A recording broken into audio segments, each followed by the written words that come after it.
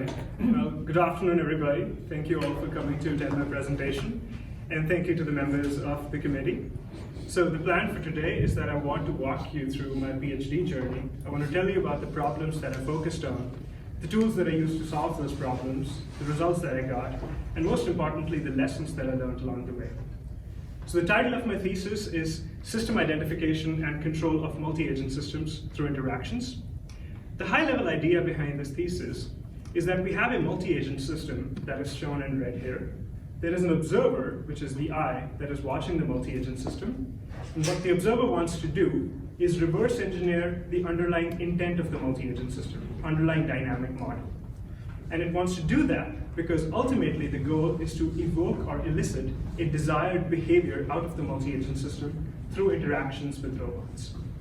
So there's an observer that wants to infer the intent. There are robots that will ultimately evoke a desired behavior out of the multi-agent system by incorporating the dynamic model. So why is this important? Well, this is important.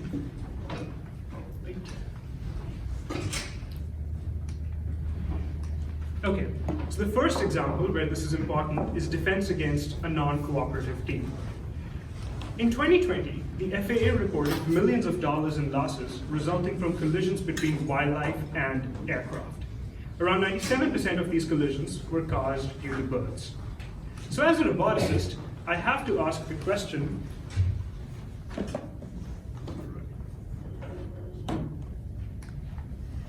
can we use a drone to steer the birds away from the multi-agent system, from the airspace around the aircraft?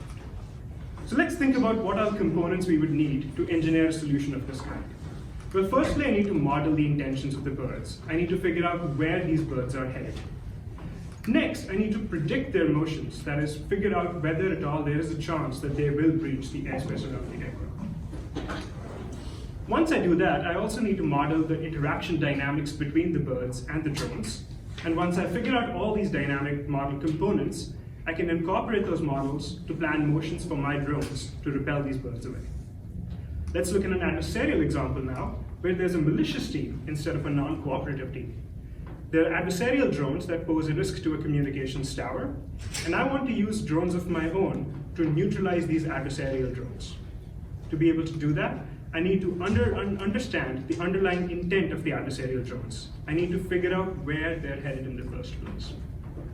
Then, once I understand all the dynamic interaction components, I can incorporate that into a planner to plan motions for my own drones so as to neutralize and intercept the adversarial drones. So there are several common threads in both of these problems. To begin with, there is a multi-agent system that, with or without its intent, poses a risk to a high-value critical unit. There is an observer who does not like this. So the observer wants to use robots of his own to steer these adversarial agents away from the critical zone. But to be able to do that, the observer has to understand the underlying intent of the multi-agent system. So this intent understanding problem is called system identification of the multi-agent system. And the first problem is called controlling the system through interactions with robots. And the takeaway here is that if I want to indirectly control the behavior of the adversarial agents, I have to first understand their dynamic model. Now here I want to show you an interesting video. There is something known as dog sheep herding. This video is taken from TikTok, one of the most reliable sources there.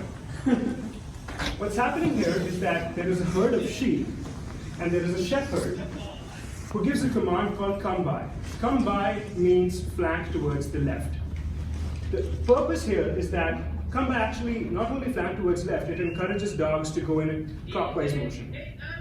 So what's happening here is that these sheep are going to the left, but in the direction in which this dog moved caused the sheep to move towards the right.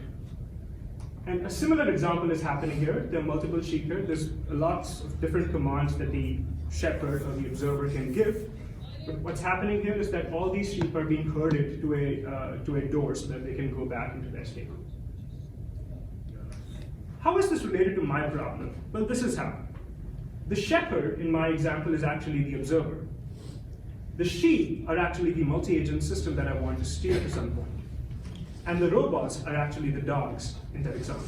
So I have dog robots, which were literally dogs in the video, that I want to use to steer these sheep agents away from from this critical zone, and this critical zone could have been a patch of grass that I don't want the sheep to graze.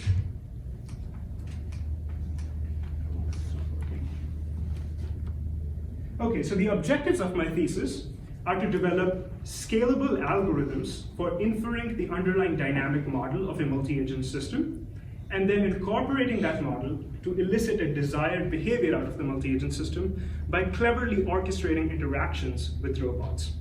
So I want to plan motions for the robots, and that has to be done in a way such that a desired behavior emerges out of the multi-agent system.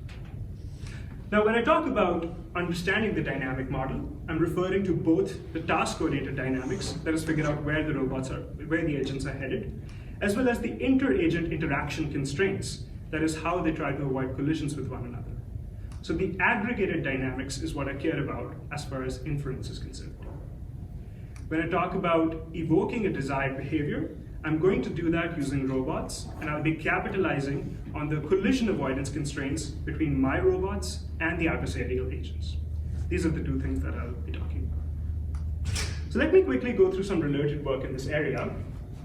In the field of multi-agent system identification, there is work on deep learning-based approaches for modeling swarms, but as is common with all deep learning approaches, they tend to be very data hungry, and they also don't consider identifiability criteria, which are technical conditions under which the true model can be reverse engineered. But there are control theoretic approaches that do address that, but they only cater to a very, very specific and narrowed down class of flocking models. And lastly, there is work on modeling multi-agent systems as open loop non-cooperative games, but the problem right there is that they're open loop. They do not consider feedback within those games. This is with regard to inference. And they also don't consider collision avoidance constraints, although some work is beginning to do that. In the field of multi-agents control through interactions, there is work on non-cooperative herding, but they assume a known a priori dynamic model. In addition to that, they ignore controllability criteria, which are technical conditions under which it is feasible to exert influence on the multi-agent system. And lastly, they do not consider self-motivated autonomous dynamics of the multi-agent system. They assume that the system does not have a brain of its own, and it solely exists to be repelled by robots, meaning that there is a greater way that I can control the multi-agent system, which is not realistic. So how does my work address these limitations? Well, first of all, I consider a template model of dynamics that considers both the self-motivated autonomous part as well as the inter-agent collision avoidance constraints. And I rationalize this hypothesis of my model by testing it on pedestrian datasets as well as swarms. Next, I develop concurrent estimators that can concurrently infer both the parameters of the task part of the dynamics, that is, where is this multi-agent system headed, as well as parameters of the collision avoidance constraints. Then I can develop distributed and centralized optimization-based control algorithms to defend the protected zone from breach by the multi-agent system. And these controllers come with optimality, feasibility, as well as robustness guarantees that I'll be talking about today. I integrate my online system identification with online control, and I do that to give me real-time adaptation in case there so happens to be the chance that the model that I presume does not match with the true underlying model. Real-time adaptation is one weapon that I have in my arsenal that can be used to prevent the breach by incorporating the real measurements that I'm encountering. Lastly, I validate everything in simulations as well as multiple robot experiments that I'm very excited to show you. Okay, with that, let's take a deep dive into the intent learning part, that is learning the dynamics of the multi-agent system. But before we do that, I want to distinguish between swarms and a heterogeneous multi-agent system. A swarm, for this talk, we'll just assume is a group of agents that are all homogeneous and are all going to the same goal. Every agent is identical to every other agent. And for a heterogeneous multi-agent system, for this talk, I'm going to be saying that, well, each agent can have an individual goal of its own, and there's not going to be as many agents as there are in a swarm. So let's focus on the learning problem for a heterogeneous multi-agent system. We have 3 agents here. Each of them has their own goal, and each of them interacts with one another through some collision avoidance constraints. So I want to infer both of those properties. Okay, so the first question I'm asking is, what is the observer's model of the agent's dynamics? So to answer that, well, let's assume we have n agents. N is the number of agents. Each agent is a single integrator velocity-controlled robot, and that velocity that it uses ensures that it goes to its goal, as well as avoid collisions with everybody else. To go to the goal, let's just assume that there is a reference controller, which is a simple proportional controller, which we know from linear systems theory guarantees convergence to the goal xt. And for avoiding collisions with the rest of the agents, some constraints have been proposed on the velocities of these agents that guarantee that the distance of the ego agent from every other agent is going to be at least d sub s. So we are capturing the goal-oriented motion by this proportional controller, and we're capturing constraints to ensure collision avoidance with this linear constraint on the velocity.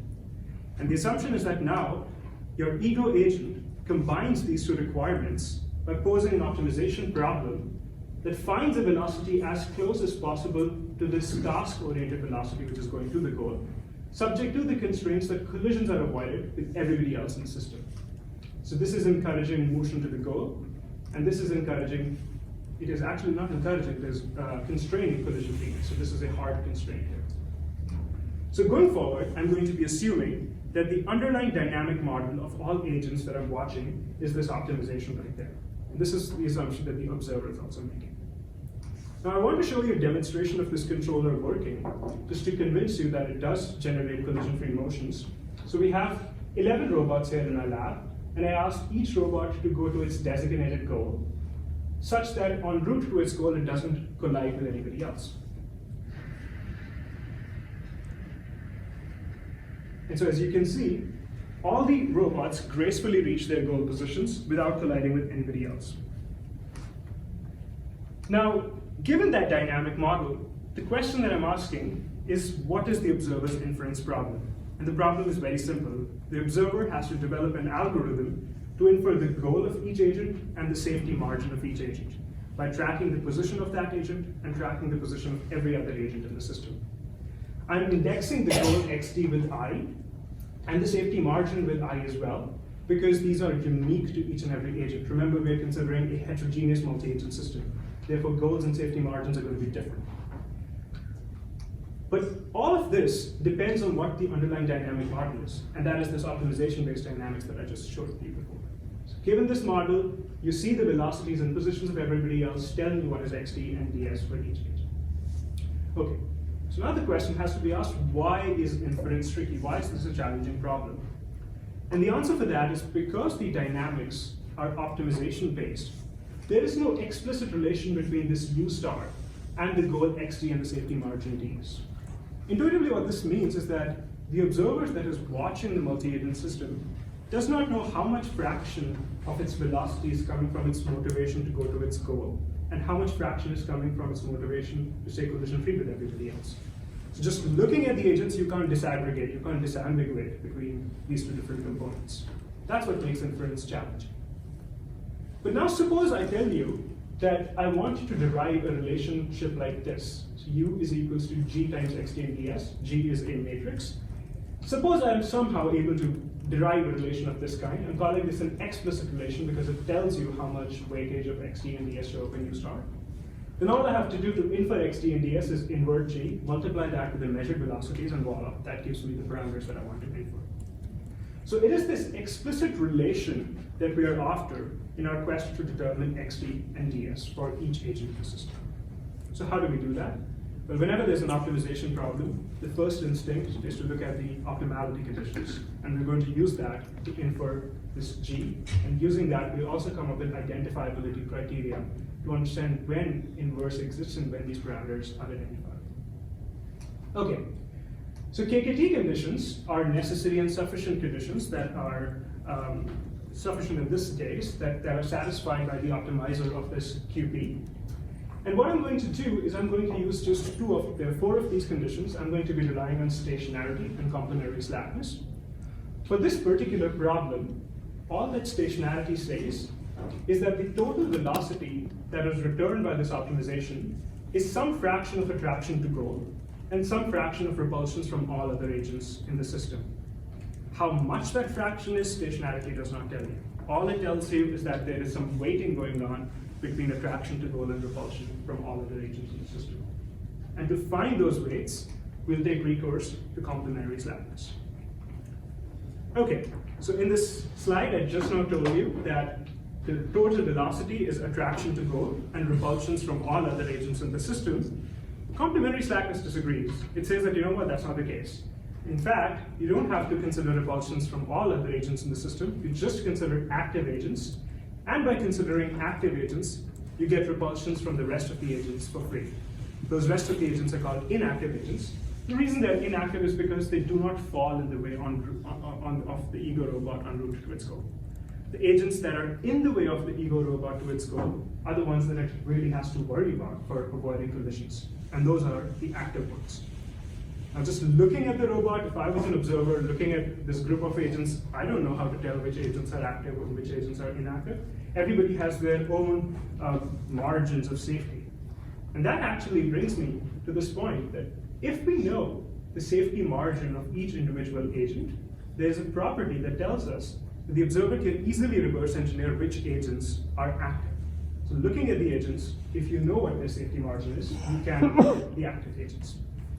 So going forward, I'm going to be making the assumption that somehow some oracle told me what that safety margin ds is, and now I'm going to be learning just the goal of that agent. I'll fix that problem later.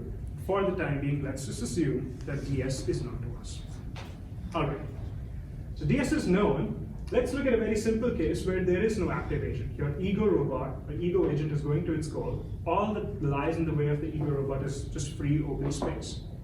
Now the intuition here is that if there is no active agent, if there is no other obstacle that I have to worry about for collisions, then I can simply take my preferred proportional controller velocity because I know that there's going to be no collisions. That is known a priori. And so if that is the case, then the velocity that the ego agent takes is the proportional controller itself. And so from that, you can reverse engineer what xt is going to be by just inverting out this relation. But this is a very simple, you can just say xt is equals to u star by kp plus x, something like that. You can figure out what xt is going to be. But if you were to use some complicated parameter estimator like ekf, ukf, or RLS, all of those will also be able to reverse engineer what the goal is. So the takeaway here should be that if there is no other obstacle in my way, I'm going to be just going to the goal.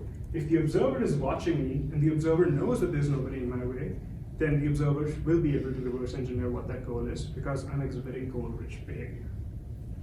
Now let's look at the extreme case where there are two active agents. There's two agents in the way of the ego robot en route to its goal. But now the ego robot has to avoid collisions with both of these agents. And it turns out that its total velocity ends up being repulsion from A and repulsion from B. There is no component in the velocity that is related to the goal-oriented motion, which means that this motion is super duper goal deficient. And so the observer that is watching is just as helpless. The observer can also not infer what the goal is because there is no goal-oriented motion that the ego agent is taking. So the takeaway here should be that if there are two active obstacles, obstacles meaning these agents, then xt will be uninferable using any estimator, ukf, ao, because inference is a property that is agnostic to estimator. If your data does not contain information about parameters, you can throw any estimator at it, it will not be able to infer. Speaking of these estimators, let's show you an example. Here there is one agent that is moving to the right. You have two state parameter estimators, adaptive observer and a Kalman filter. Low pass filter in my hand. And what I'm trying to do is estimate the goal of these agents, of this particular agent, as it's moving to its goal. The obstacles that are in the dark are ones that are active. The ones in light are the ones that are inactive. Now you can see that here two obstacles are active, still two obstacles are active, and as soon as this agent exits this active field zone, both of the estimators start to converge to the true parameter xt. And this, given what I've told you, makes sense. When there is a lot of active obstacles, your motion is determined by repulsions and you can't exhibit goal-oriented behavior. Because of that, neither of the estimators will be able to infer.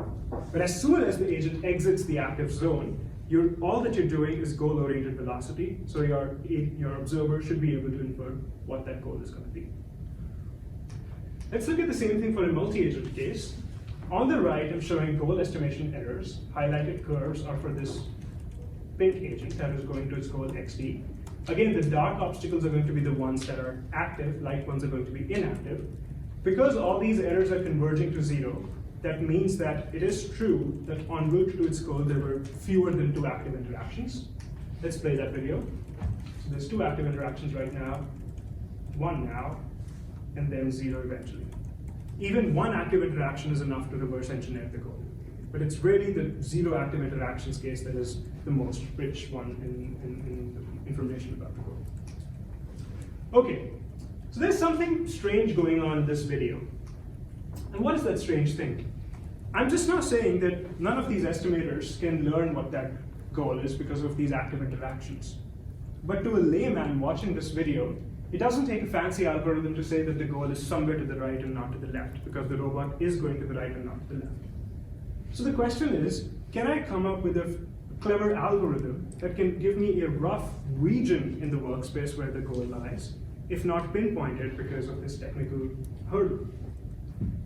And to be able to come up with that algorithm, let's look at why obstacles 1, 2, and 3 became active. While this robot is moving to its goal XD, obstacles 1, 2, 3, and 4 became active because they are the ones that lie in the way of the ego robot en route to its goal.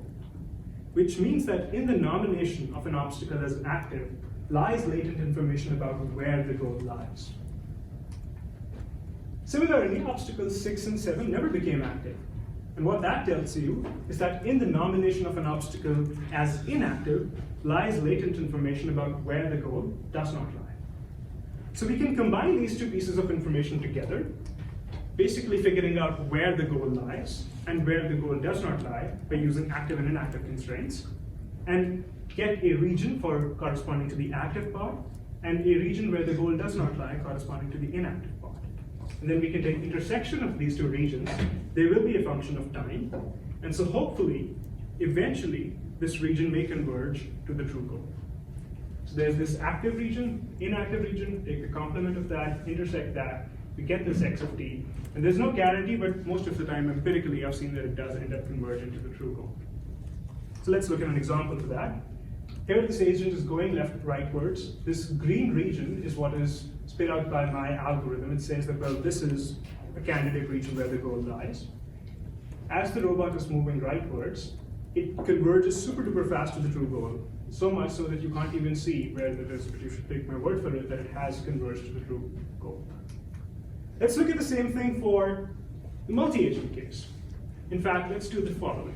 We'll play this video again. Let's focus on this robot on the top, the black one. It's trying to go to XT3. Kalman filter estimators here. These are the polytopes that are computed by my algorithm. You can notice that the triangulation of the true goal happens really fast, much faster than the rate at which the Kalman filter estimators converge into the true goal. So the benefit of this region-based estimator is that it's free of any hyperparameter tuning. It's any time, meaning that at any given time, the region that it's spitting out is all equally valid candidates of the goal of the ego agent. And it empirically shows faster convergence than the Kalman filter. So here you have the areas of these polytopes being computed as a function of time. I'm interpreting that area as a metric of uniform uncertainty in the goal of the ego agent. And here I'm plotting the Kalman filter-based estimate. And you can see that this converges to 0 a little bit slower than this. Okay, so what have we seen so far? We said that, well, just make the assumption that ds is known to the observer. ds was the safety margin. We wanted to infer both ds and xt. For the time being, we assume that ds is known to the observer. And we also assume that the measurements are noiseless. And so based on these assumptions, we were able to calculate the active set. We said that if the number of active agents is less than 2, then the estimate of the goal will converge to the true goal, no matter what estimate you use. If that's not the case, if there's 2 active agents, then you can get a region-based estimate of the goal, and that is just as fine. I mean, it helps you in some way. The question is that in the real world, the safety margin ds is just as latent as the true goal, and the measurements are also not noiseless. Which means that now I have to come up with an algorithm that can fight both of these battles together. I want to be able to infer the safety margin in addition to the goal, and I also want to be accommodating of noisy measurements. How do we do that? To be able to do that, the strategy is the following. Here I have my observer that is seeing what signals are exciting the true model of the ego agent. These signals are the position of the ego agent and the positions of everybody else. The observer can also see the responses that the ego agent is taking as a function of those signals and as a function of the true latent parameters. What the observer does is a clever thing. The observer says that, you know what, because I can see these signals, I'm going to feed them into my copy of this original problem. Except that my copy is going to be parameterized by estimates xt cap and estimate ds cap. And I'm going to be getting predicted velocities from here. So what I'm going to do now is tweak a knob here until my predicted velocities match with the measured velocities. And once those knobs are tuned, hopefully it will be the case that the estimates that I converge to are the true parameters xt and ds. So I'm calling this the prediction error, the error between the velocities that I'm actually observing and the velocities that I get out of my own hypothesized model, which is parameterized by estimates. And I'm going to be saying that let's minimize this prediction error, and eventually minimizing the prediction error will minimize the difference between the estimates and the true parameters. So this becomes a bi-level optimization problem because there is a minimization happening here, which is minimizing this prediction error, subject to the constraint that this predicted control is the result of that inner optimization that we saw in the previous slide. So there's one optimization here, one optimization here. In the thesis document, I show how to convert this to a single-level mixed integer quadratic program by replacing the inner problem with its KKT conditions. And so it's difficult to solve mixed integer quadratic programs, so what I did was convert this problem to a format that is compatible with Gurobi and then outsource this to Gurobi. Let's test this on a real-world data set. The whole motivation behind showing this solver, showing this problem to you, was that I want to infer both the safety margin of each individual agent, as well as be accommodating of noisy measurements. Well, one noisy data set is that of human pedestrians. What I'm going to be doing is I have multiple pedestrians in an indoor lab setting. Each of these pedestrians is going to its goal, taking a constant velocity and avoiding collisions with other pedestrians, avoiding collisions with obstacles, tables, walls, what have you. The question is, can I model the behavior of each agent by this optimization problem, which is saying that each pedestrian is trying to minimize its deviation from a preferred velocity, subject to the constraints that avoid collisions with humans, with other humans, and it avoids collisions with other obstacles in the scenario. And so the inference problem becomes, figure out what that desired velocity is, what that desired safety margin is, and what the desired safety margin with walls is. I'm trying to infer these parameters. So this is a model fitting problem. So here's what I did. I got all the trajectories of all the pedestrians, as well as polytopic representations of obstacles in the environment using the Thor dataset. I fed those trajectories to my predictability loss mixed integer quadratic program solver that learns those parameters. And then I rolled out that model with the learned parameters. The thing is that we don't know what the true model of the humans is. The only way we can rationalize what we have learned is by rolling out the model with the learned parameters and comparing the resulting trajectories with the trajectories that we use for inference. So here are some results for that. The red lines here are the reconstructed trajectories. The black lines are the ground truth demonstrations. And because all these red trajectories are almost superimposing the ground truth demonstrations, I can convince myself that the three parameters that I learned for each individual human in this scenario do end up rationalizing the measurements. So I want to mention here that I'm doing closed loop feedback simulation because this model actually does incorporate feedback of each individual agent. So each of these models is rolled out for each individual agent, and that's how I get these trajectories. Now, the issue is that this is a good solver. The problem is that it doesn't scale well with the number of agents. If I increase the number of agents in the system, if I increase the number of measurements, if I increase the number of obstacles, the number of constraints in the optimization problem and the number of variables increases by a big factor, which makes this problem a little bit slow. It's quite slow, actually. So this can only be implemented in a batch fashion, not in an online fashion. And the culprit for this is my assumption that the dynamic model of each agent is optimization-based. Explicitly saying the culprit is these inequality constraints that show up in the dynamic model.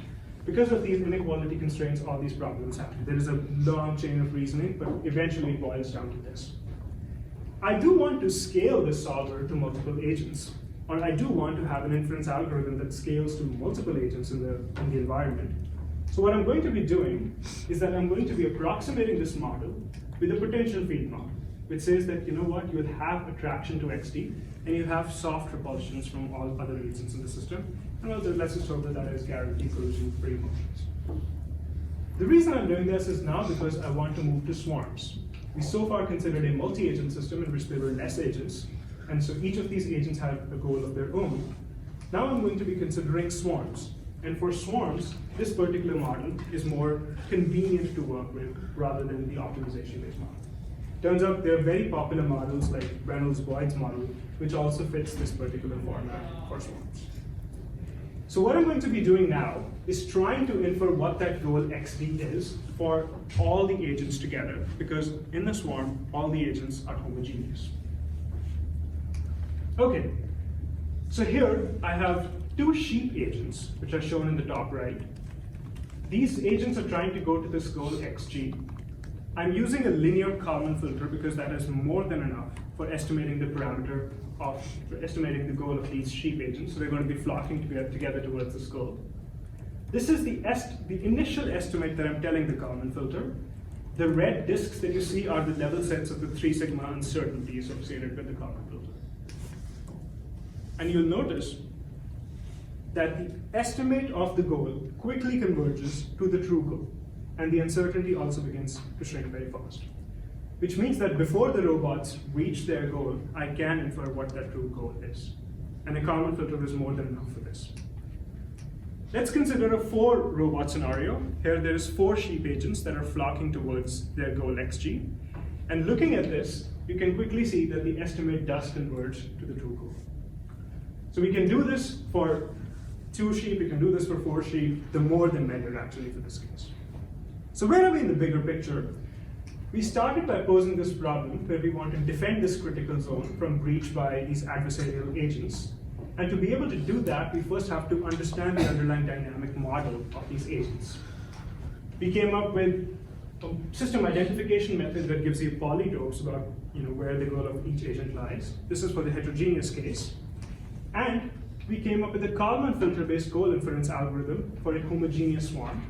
And I apologize for this jarring red color. This is the 15 sigma level uncertainty of the estimate of the goal. I'm plotting 15 sigma, but I'll come to that in a few slides. And you can see that the estimate does converge to the true goal as well. So we can do this for swarms, we can do this for heterogeneous agents as well. Where are we going with this? Now our agenda is to defend this zone. We have figured out what their model is. We want to control the robots so that none of the agents breach the critical zone. So quite literally, the battle to defend the critical zone is half won because we've understood what the dynamic model is. All right. So here's the problem. The question is, the observer can control these robots. How does he control them? How does he compute the velocities of these robots such that they end up influencing these agents A in such a way that they end up getting repelled from the critical zone? Well, this is a challenging problem for 2 reasons. The first reason is that the observer may or may not know what the true goal of the sheep agents is. But we've answered that problem. We've figured out, we've developed parameter estimators that can learn the goal. Next problem is that the actuator R, which is the wheels of the robot, is not physically co-located with the plant that we're trying to control. The plant here is the sheep, which is funny because sheep is an animal and I'm saying it's a plant. So the effects of control R do not immediately end up showing on A. And that's the problem here. So how do we address this problem? Going forward, let's just make the assumption that the goal of the sheep is known a priori to the observer, to the dogs. So this problem I'm going to be calling control with the known XD star. And then we'll see how to adjust this when the true goal is not known. When the true goal is known, the job is to find the velocity URJ for each robot such that all of these agents are repelled outside this critical zone. So I pose this safety index that quantifies how close we are to breaching that critical zone. And we want to ensure that this stays strictly positive for all future time instants, so that all these agents are repelled outside the critical zone. This can be done by enforcing this particular constraint, which we get from feedback linearization. If this second order constraint is satisfied, then H will strictly be greater than 0, and all of these agents will continue to stay outside the critical zone as we want. Turns out that this constraint is equivalent to a linear constraint on the velocity of the robots, and that is literally what we wanted. We wanted a constraint on the velocities such that the effect of taking those velocities on the robots causes these agents to stay out of the critical zone. Any velocity satisfying this constraint will do the job. The question is, what is the best velocity? The best velocity is one that minimizes the norm. This is just my notion of bestness. Anybody else can have their own metric. I'm saying that I want to encourage no movement until necessary. But I want to make sure that the constraints are satisfied, because it is the constraints that prevent the sheep from entering the critical zone. So if these constraints are satisfied, then the velocities that these guys will take will end up forcing these guys out of the critical zone. I developed a centralized implementation of this controller, which calculates the velocities of all the robots together and broadcasts them individually to all the robots. The benefit of centralization is that you can minimize the total energy spent aggregated over all the robots. The other thing is that it allows you under actuation, meaning that you can have fewer robots than agents.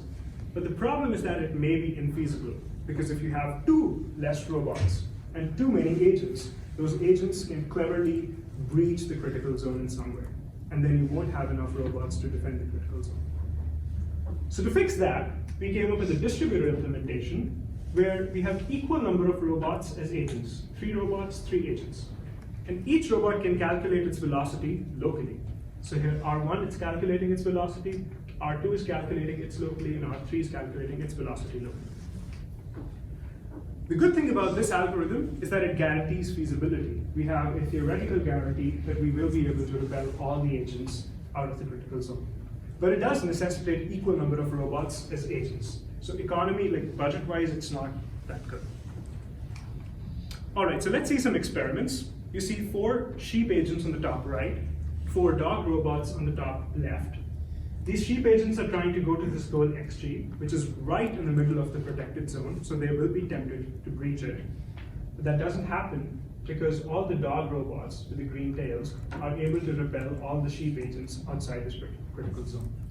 In the steady state, they converge to an equilibrium in which there is attraction to the goal and repulsion from the dog agents, and that's where they end up settling. In this example, we have 2 critical zones. So what I want to show is my framework is compositional, and I can defend both of these. The goal of the sheep is here, so the sheep will be breaching both of these critical zones en route to the goal. That is unless the dog robots act quickly, and so they do.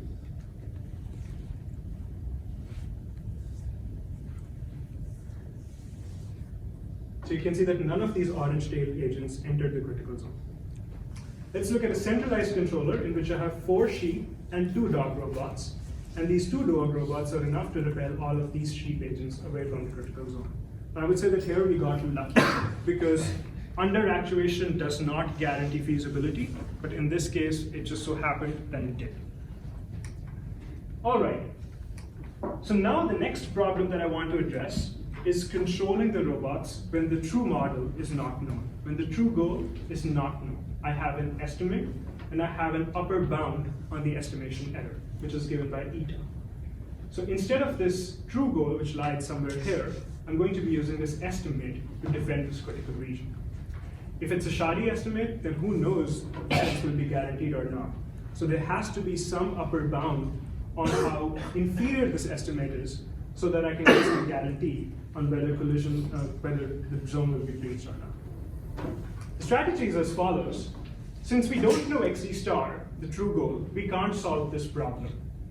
We do know an estimate which is given by XD hat, and we do have an upper bound on the estimation error. So we know that the true goal, xd star, is actually contained in that ball that is centered around the estimate of radius eta. So at least what I can do is think about solving this problem for all the points that lie in this ball around the estimate. XD dagger is one candidate point. I'm saying I want to solve this optimization problem up here for all the points that lie in this ball, because at least one of those points is the true goal. The catch, though, is that there are an infinite number of points in that ball. And because of infinite points, there's going to be infinite number of constraints. So however noble though my intentions were in posing this problem, in the form that I've stated, it's not solvable. In fact, it is not even codable, because the number of constraints here is infinite. That is unless one harnesses the power of duality theorem. In fact, in my thesis, I showed that this problem can be converted to a semi-definite program, which is as shown here. This problem is a convex semi-infinite problem because there's an infinite number of constraints here. But you can show that this can be converted. It's actually equivalent to this semi-definite program, which has finite dimensional LMI constraints. These are linear matrix inequality constraints in this, which are convex, and you can code them. And the result of that will be that now you will get robustness to this uncertainty around an estimate XD cap. So this is convex, and this can be solved in real time. One thing I want to mention is that the approach that I took in deriving only guarantees sufficiency. But if you were to invoke a result called S procedure, then this satisfaction of this constraint is necessary and sufficient for satisfaction of this constraint. My derivation said that it's only satisfaction of this constraint is sufficient for satisfaction of this constraint, but using S procedure you can get necessity as well. All right, so here we are. Here's an experiment. We have two sheep agents here, two dog robots here. The dogs do not know the true goal now. They just know an estimate. And what you see here, this is the true goal, this is the estimate, and the speech disk is an upper bound on the estimation error. So the dogs incorporate both of these metrics, the estimate and the estimation error, to synthesize a robust control to defend the critical zone. These videos will have sound in them. I don't know why it's not playing.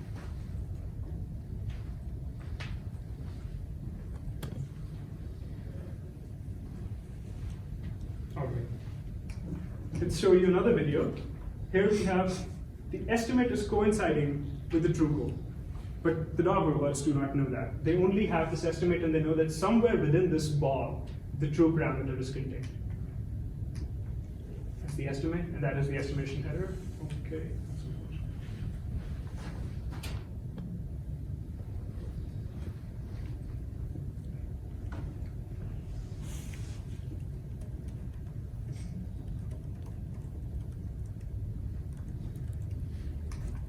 All right, so what have we seen so far? We've seen a robust control approach that incorporates the estimate of the goal of the sheep agents and an upper bound on the estimation error that can guarantee that the critical region is not going to get breached. This is control with no learning, because the estimate is not getting adapted as a function of time. The uncertainty is also not getting adapted as a function of time. But in the previous half of the presentation, we saw learning with no control. We saw how we could use a Kalman filter to update the estimate of the goal as well as the uncertainty. The question begs to be asked, why can't we integrate the estimation with the control? That is, the estimate that I'm getting from the Kalman filter can update the robust controller here, and the uncertainty that I'm getting from the Kalman filter, the 15 sigma level now, can be used as the upper bound on the estimation error here. So this brings me to the second part, or the last part, which is simultaneous learning and control. So what I'm going to do here is integrate the parameter estimation of inferring the goal and the uncertainty with the robust control that requires an estimate and an uncertainty bound. And eventually I'll get an adaptive robust controller. The reason this is good is because adaptation reduces conservatism in the robust controller, because I'm adapting to real-time measurements. On top of that, it also allows for a greater chance of safety should it be the case that my hypothesized model does not match with the true model.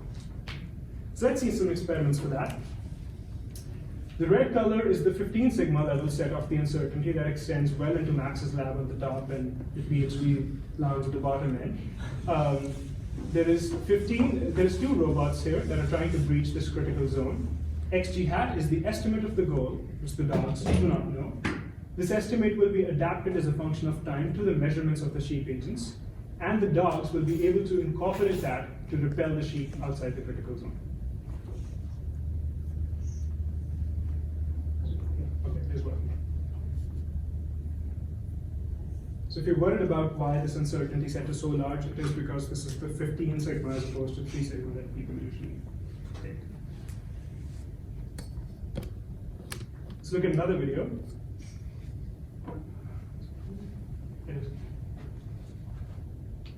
So the estimate of the goal starts to move towards the true goal. The 15 sigma incorporates the true goal, and the dogs are able to repel the sheep away from the critical zone. Now, I have been saying that the real benefit of adaptation is ensuring safety in the case of model mismatch. I want to show you an example of that now. So here I'm going to be controlling the sheep agents with a teleoperated Xbox controller. So I'm going to be moving the goal so that I force the sheep agents to breach the critical zones. This is a human that is controlling the sheeps and is purposefully trying to cause the breach. But because I have two weapons with me, robustness as well as real-time adaptation, I'll be able to defend the critical zone. So let's look at this video. This is the current goal right now. They've steady-state saturated here. I move the goal all the way to the top. It's going to happen in a second. Because the goal went all the way to the top, these guys caught an attractive force in this direction. So they wanted to breach it, but these guys intercepted. Now they're going here because there is no worry of breach happening. Now what I'm going to do is I'm going to move the goal somewhere here. So you can see that these guys were clever enough to intercept and repel these guys out of the critical zone. This is done manually with an Xbox controller.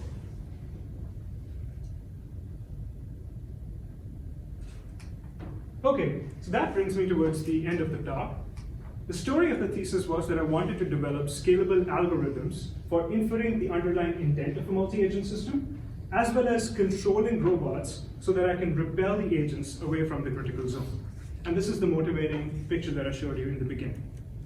My contributions are as follows.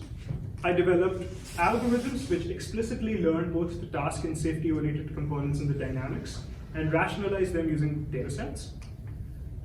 I developed identifiability criteria, which gives me confidence guarantees that the parameters that I'm learning are correct. I developed centralized and distributed optimization-based control algorithms that come with robustness, feasibility, and safety guarantees. And lastly, I integrated online learning and control for safe defense against adversaries. And this was done both in simulations as well as in experiments. For future work, I'm thinking about extending this to autonomous driving scenario where I can interpret this human that is trying to cross the road as a sheep, and the car, that is this autonomous vehicle, as the dog robot. I can either choose to be courteous and let the human yield, and I can be courteous and I can yield myself, or I can communicate assertive actions, assertive intentions to the humans through my actions. And this is done by interpreting the human as a sheep and this as the dog robot. I also want to develop online implementation of the predictability loss mixed into quadratic program, because that really gives you the power of learning safety margins as well as allowing for noisy measurements. But my implementation is currently a batch implementation, and developing an online implementation would be super useful. And thirdly, I want to develop faster solvers for solving semi-definite programs in real time. I only showed experiments here with 2 versus 2 because scaling this SDP solver to even 3 is actually very slow. Like in real time, latency starts to kick in, the LMIs do not get solved quick enough, and breach generally just ends up getting happened.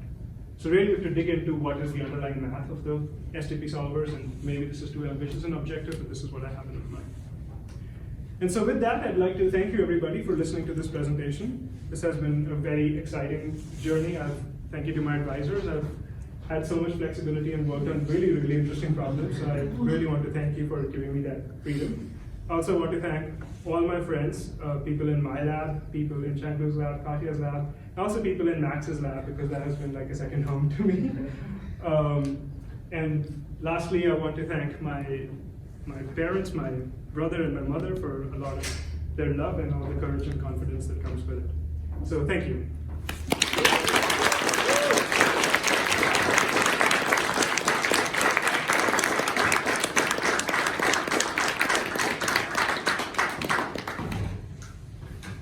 Okay, that was a really great presentation, and everybody agrees, I'm sure. And so.